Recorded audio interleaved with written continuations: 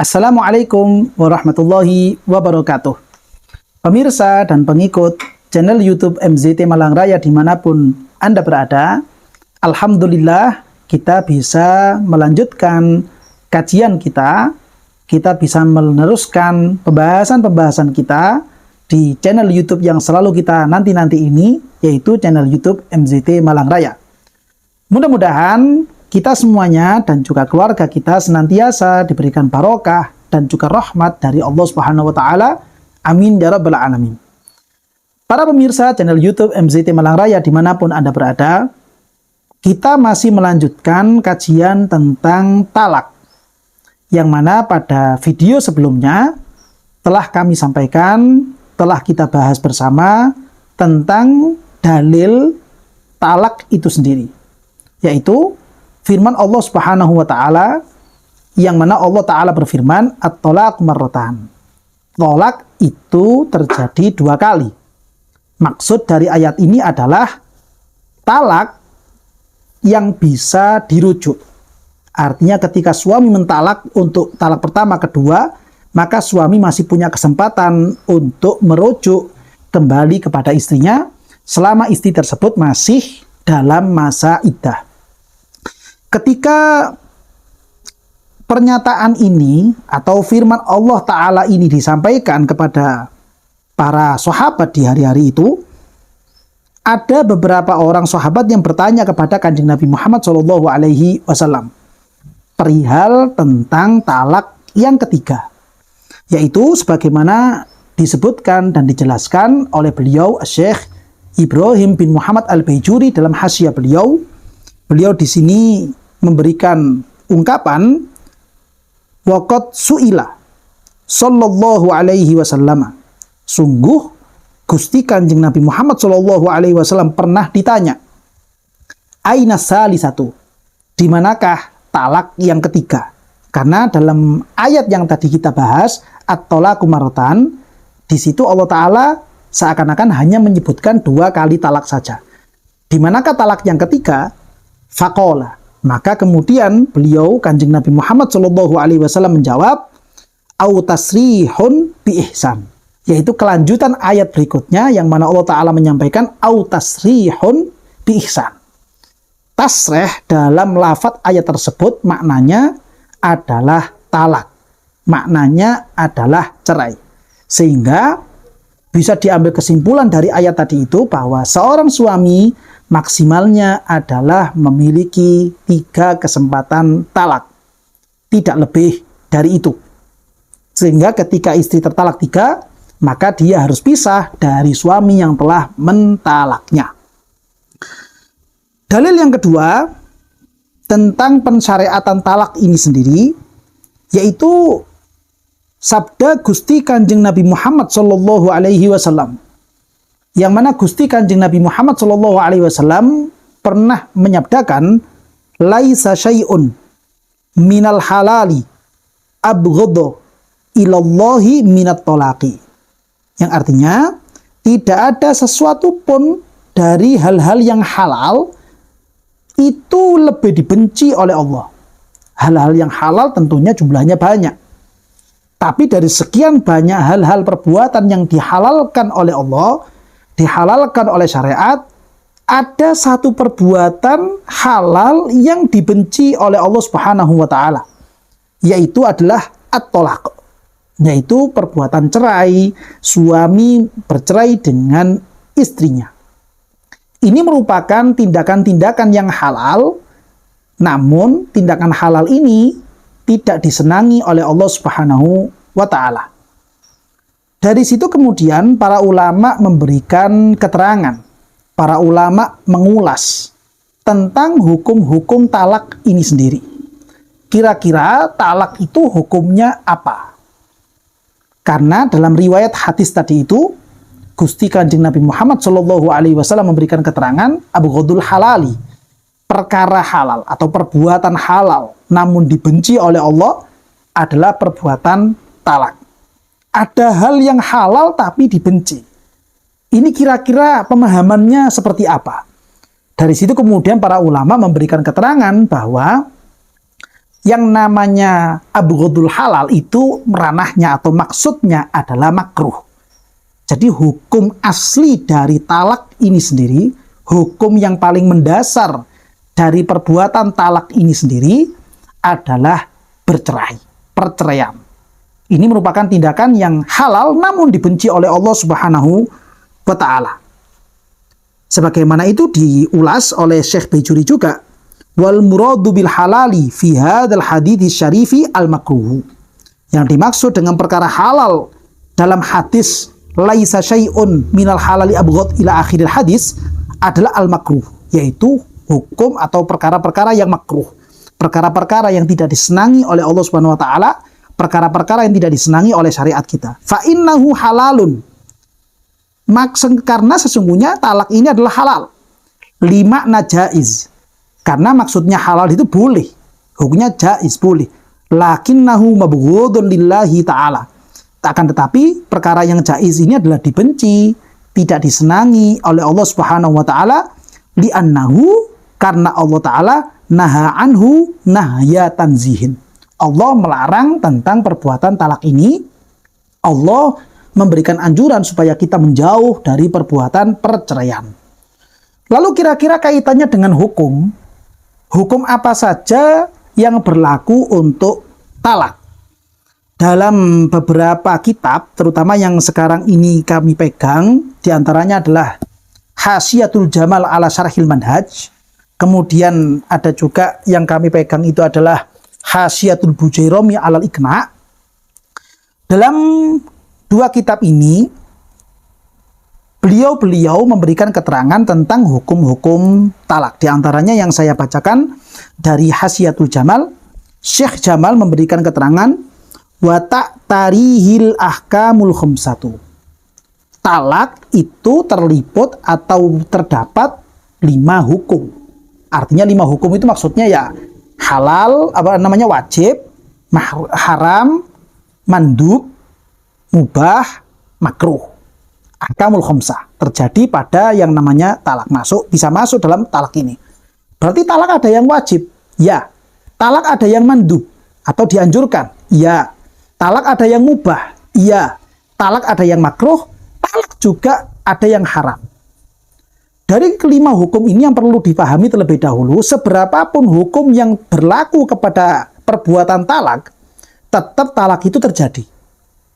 Karena kami khawatir difahami seperti ini. Ketika talak ini dihukumi haram, lalu orang-orang itu ada yang memahami, oh hukum talaknya haram, berarti talaknya tidak jadi. Enggak, bukan begitu. Talaknya tetap terjadi, tapi pelaku pentalaknya atau si suami yang mentalak, dia terkena hukum haram. Artinya dia berdosa. Talaknya terjadi, tapi si laki-laki atau si suami ini berdosa. Karena talak yang dalam gambaran ini dihukumi haram. Ini yang perlu diingat-ingat terlebih dahulu sebelum kami terangkan bagaimana gambaran talak-talak yang seperti demikian. Kami lanjutkan keterangan dari Hasyiatul Jamal terlebih dahulu. Fawajibun. Ada kalanya talak itu hukumnya wajib. Katolakil muli awil hakamain kama marro. Seperti talaknya laki-laki yang melakukan ilak kepada istrinya. Ilak itu adalah suami yang bersumpah untuk tidak mengumpuli istrinya selama kurun waktu tertentu. Nanti akan ada babnya sendiri tentang masalah ilak. Atau talaknya hakamen. Hakamen itu ketika terjadi percekcokan antara suami istri. Lalu mereka berdua suami istri ini sulit untuk disatukan. Sudah diupayakan supaya mereka ini kembali akur, kembali rukun, kembali berdamai oleh pihak hakim. Namun mereka masih sulit, mereka bertengkar terus. Lalu kemudian pihak hakim ini memiliki kewajiban untuk mengutus 2 hakamen. Orang yang bisa menjadi mediator dari pihak keluarga laki-laki 1 orang dan mediator dari pihak keluarga perempuan 1 orang. 2 orang ini yang kemudian disebut dengan hakamen. Ketika 2 hakamen ini, 2 mediator ini berkumpul, bernegosiasi, rembukan, musyawarah, supaya mereka berdua suami istri ini bisa kembali lagi, bisa akur dan bisa rukun lagi melanjutkan rumah tangga. Namun kemudian mereka menemukan kebuntuan untuk melanjutkan rumah tangga mereka, maka harus diputuskan bahwa mereka berdua harus terjadi talak. Talak yang seperti ini hukumnya adalah wajib. Karena memang suami istri ini sudah terus-terusan cekcok, terus-terusan bertengkar, tidak ada kecocokan, bahkan sampai terjadi banyak kezaliman di antara mereka berdua. Kasusnya sudah diangkat ke pengadilan, pengadilan juga sudah mengutus orang-orang mediator dari keluarga mereka masing-masing, bermusyawarah, namun tetap tidak ketemu jalan keluar. Justru jalan buntu yang mereka temui. Maka ketika kondisi seperti ini, si suami punya kewajiban untuk mentalak istrinya. Ini merupakan salah satu gambaran talak itu dihukumi wajib. Si suami wajib untuk mentalak istrinya. Hukumnya wajib. Kalau tidak akan berdosa nanti. Sehingga suami wajib untuk memberikan talak kepada istrinya. Kemudian Syekh Jamal melanjutkan, wa haramun. Ada kalanya talak ini hukumnya haram. Seperti tadi kami sampaikan, talak yang haram ini tetap terjadi. Istrinya tetap tercerai. Namun si suami mendapatkan dosa karena dia melakukan talak pada gambaran yang akan kita baca sebentar lagi. Yaitu katolakil bid'ati, seperti talak bid'i. Jadi nanti di Fathul Qorib juga akan kita bahas, talak itu ada kalanya talak sunni, ada kalanya talak bid'i. Talak bid'i inilah yang kemudian dihukumi haram. Contoh misalkan salah satu gambarannya adalah ketika si suami itu mentalak istrinya, padahal si istri dalam kondisi haid. Si istri dalam kondisi haid, dalam kondisi datang bulan, lalu kemudian si suami itu menceraikan istrinya. Ini merupakan salah satu gambaran talak yang bid'ah. Seandainya terjadi talak dari pihak suami kepada istri, padahal istrinya dalam kondisi haid, talaknya tetap terjadi.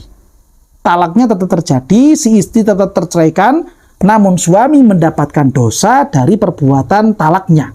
Karena talak yang seperti ini merupakan talak yang berhukum haram.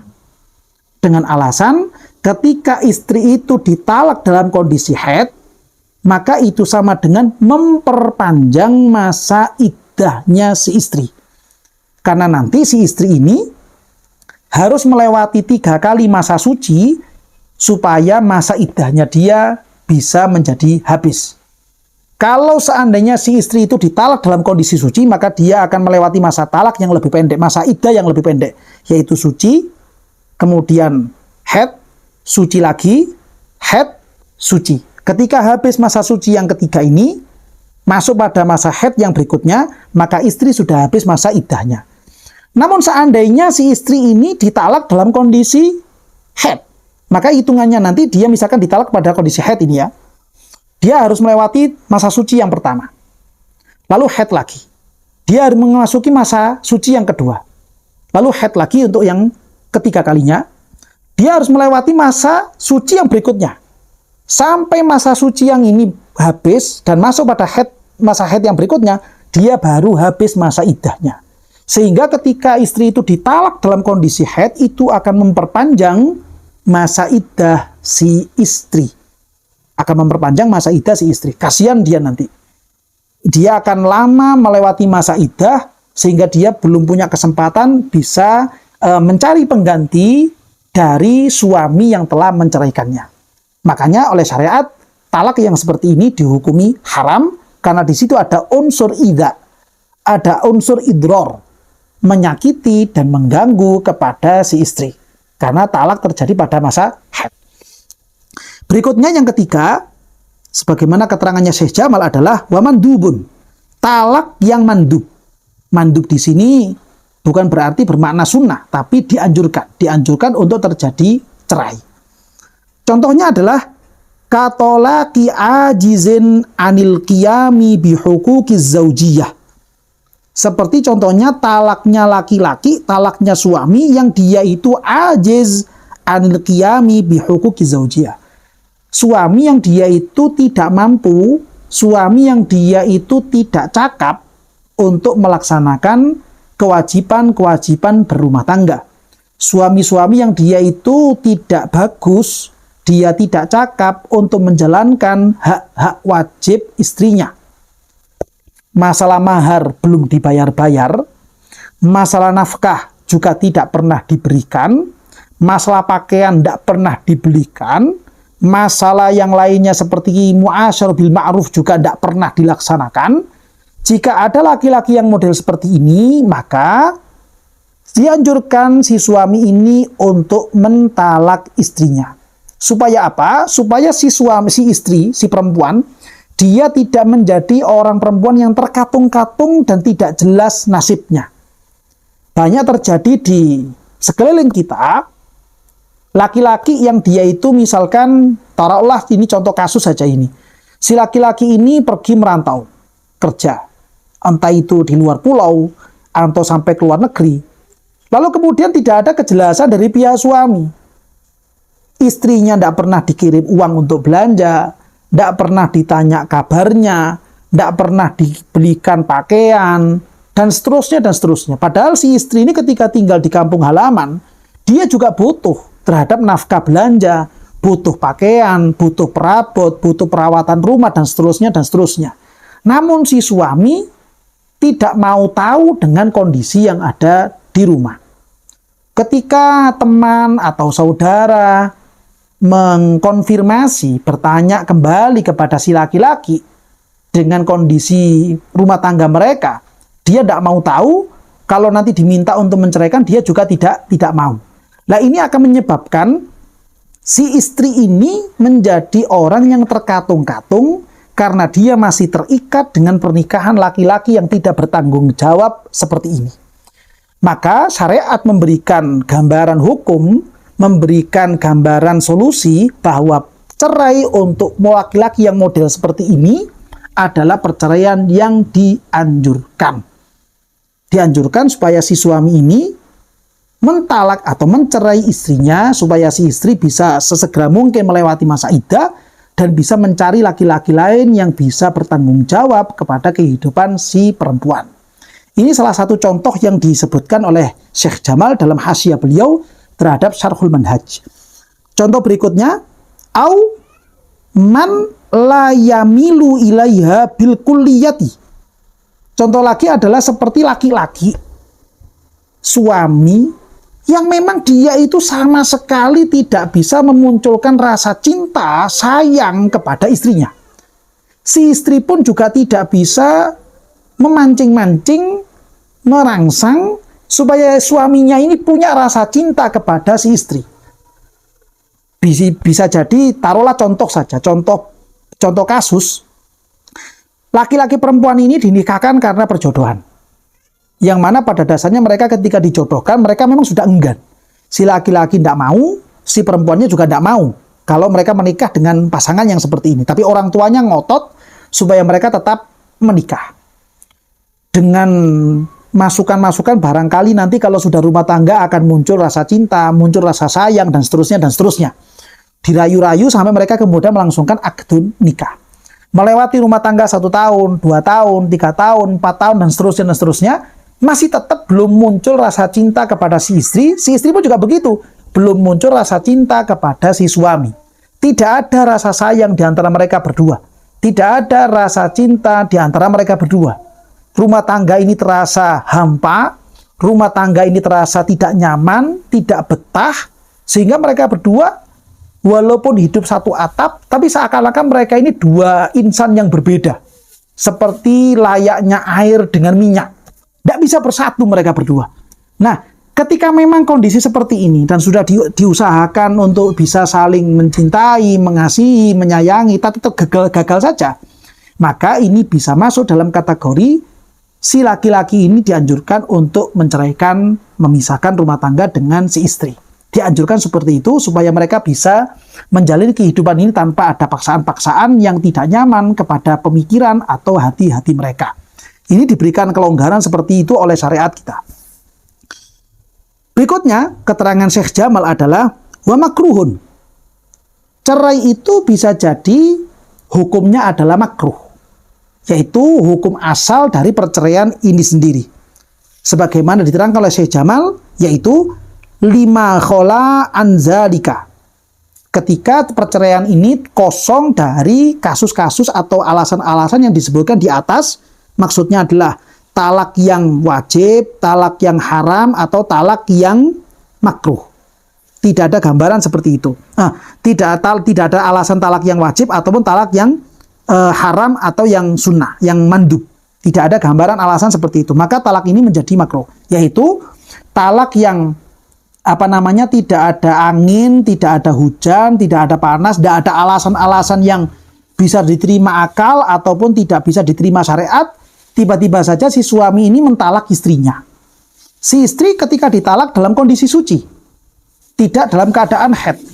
Namun di antara mereka tidak ada pertikaian, tidak ada pertengkaran, juga bukan suami yang melakukan ilak kepada istrinya, dan juga bukan karena tidak ada apa-apa. Intinya tidak ada apa-apa, tiba-tiba si suami ini menceraikan si istri. Maka ini merupakan bentuk perceraian yang makruh, perceraian yang tidak disenangi oleh Allah Subhanahu wa taala, perceraian yang sangat tidak dianjurkan oleh syariat kita. Karena syariat kita, Allah taala menganjurkan supaya kita melaksanakan pernikahan. Ketika syariat menganjurkan adanya akdun nikah, lalu kemudian ada tindakan lain yang bertentangan dengan akdun nikah ini sendiri, maka perbuatan yang bertentangan dengan akdun nikah ini dihukumi dengan makruh, dibenci, dan sangat perlu untuk dijauhi oleh setiap pasangan suami istri. Ini gambaran talak yang hukumnya makruh. Lalu kemudian beliau Syekh Jamal melanjutkan, wa asyara al-imamu ilal mubahi. Imam Haromen atau Imam Al-Juwaini memberikan isyarat tentang gambaran talak yang mubah. Yaitu beliau memberikan contoh, Imam Haromen memberikan contoh, biman la tasmahu nafsuhu bimu'natiha li'adami mailihi ilaiha mailan kamilan. Yaitu seperti laki-laki, suami yang dia itu latas mahu nafsuhu, dirinya atau jiwanya ini kurang legowo untuk memberikan nafkah, memberikan hak-hak wajib si istri dengan dalih atau dengan alasan li'adami mailihi ilaiha mailan kamila.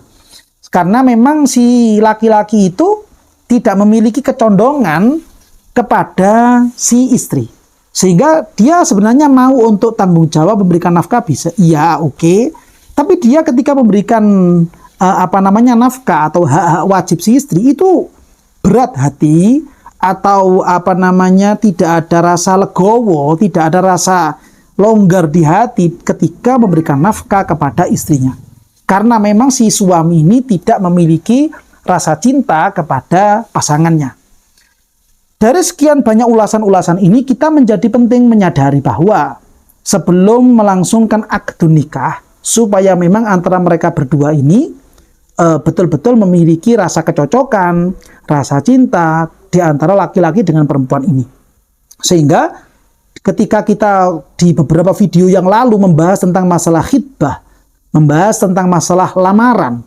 Lamaran ini ketika terjadi dianjurkan bagi si laki-laki untuk melihat kepada perempuan yang akan dia nikah. Begitu juga si perempuan dianjurkan, bahkan sunnah, untuk melihat kepada laki-laki yang akan menikahi dirinya. Supaya apa? Menurut apa yang disampaikan oleh Gusti Kanjeng Nabi Muhammad SAW, karena melihat calon pasangannya itu lebih bisa memantapkan hati dalam memunculkan rasa cinta kepada pasangannya.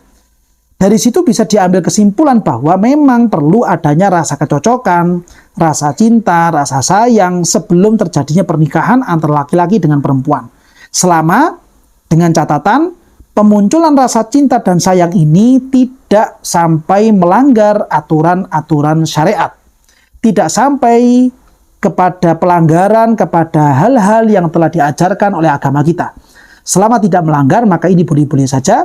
Tapi ketika sudah melanggar dan menabrak aturan syariat, itu merupakan bentuk-bentuk ta'aruf, bentuk-bentuk pengenalan diri kepada calon pasangan yang tidak diperbolehkan. Inilah kiranya kajian kita berkaitan dengan hukum-hukum syariat tentang masalah talak. Mudah-mudahan apa yang kita kaji ini betul-betul bermanfaat dan barokah untuk kita semuanya. dan kita bisa menjadi semakin terbuka pikirannya untuk bisa mengenal lebih jauh lagi tentang hukum-hukum Allah dan juga syariat Gusti Kanjeng Nabi Muhammad SAW. Mudah-mudahan kita semuanya senantiasa diberikan oleh Allah kekuatan untuk bisa mengamalkan ilmu-ilmu yang telah kita dapatkan. Amin ya rabbal alamin.